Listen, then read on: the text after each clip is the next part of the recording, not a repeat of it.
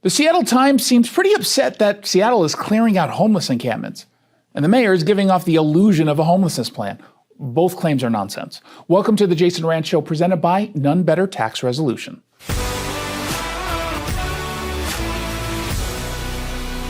Project Homelessness at the Seattle Times says Mayor Bruce Harrell is clearing a record number of homeless encampments.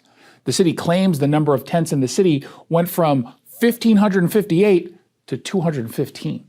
Now that number is a little bit dubious, but it's definitely gone in the right direction. Here's the rub.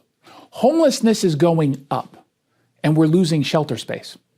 Now, the implicit argument from the Seattle Times is that we should stop clearing homeless encampments because there's nowhere for the homeless to go. This is, of course, treacherously misleading. It is a bad argument, and it's one that the left has been pushing for years. The problem has been pretty simple. We let the homeless say no to offers of a shelter because they know they can get away with it just by moving to another part of Seattle and camp out there. Now, the Harrell plan is aware of that going on, and they're stepping up efforts to essentially harass homeless into saying yes for shelter care. We've increased how often shelter beds are being offered. But the number of people saying yes has dropped since 2023. This is in large part due to a partial homelessness plan that should be leveraging jail time for homeless lawbreakers. We should be giving people two options. You go into shelter where you get treatment for the underlying cause of your homelessness, or you go to jail for violating the law. But the Harrell plan says that they can just go somewhere else, albeit there are higher chances they're going to be hassled and swept again. Now, the Seattle Times notes that some 95% of shelter space is full. It's a deceptive claim. We could be moving them into shelter space outside of Seattle, but activists, including those at the Times, don't like that as a strategy. But here's the larger problem. One reason why beds are full is that the homeless are in them longer because they're waiting for permanent supportive housing. That's the biggest failure for the Harrell administration. Permanent supportive housing doesn't actually work because you're not addressing the underlying reason for the homelessness. We shouldn't want them to be in free housing permanently. They weren't born homeless. They became homeless. And while the Times and like-minded activists want you to think that these are people who just got pushed out due to housing affordability, the reality is we're dealing with massive drug and mental health crises. Now, these people are waiting for permanent housing.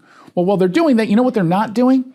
They're not required to get treatment for whatever that underlying cause of the homelessness is. And that, unfortunately, is because of low barrier admittance to the shelter space. The left's current homelessness plan just creates a new crisis, a lack of permanent supportive housing.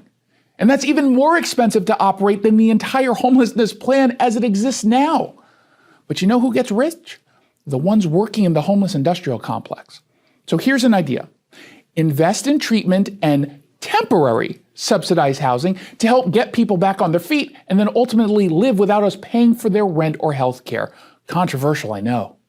I sat down with our local tax expert and advocate, Greg Nunn from None Better Tax Resolution. Tell me a little bit about the Fresh Start program, because again, based on how it's promoted, it seems really, really simple.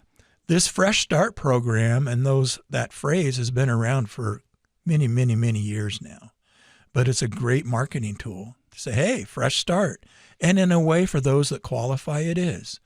What it essentially is an offer in compromise. And to get that, there's two main criteria a person must qualify for. One, they must have limited or no equity in assets. So generally, anyone in the Puget Sound region that owns a home and has for several years, they're going to have a lot of equity. They won't qualify. And the other is an income level. And that all depends upon your family size about how much income that could be. But both of those standards need to be met to qualify.